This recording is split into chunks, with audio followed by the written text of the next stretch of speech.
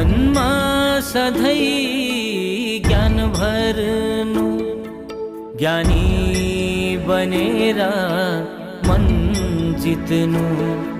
यो मनमा सधैँ ज्ञान भर्नु, ज्ञानी बनेर मन जित्नु। अर्को सधैँ भलो सोच्नु, कुभलो कहिले सोच्दै नसोच्नु। दया मायाले मन जित्नु, संसारमै अमृत ज्ञान बाँड्नु। दया मायाले मन जित्नु, संसारमै अमृत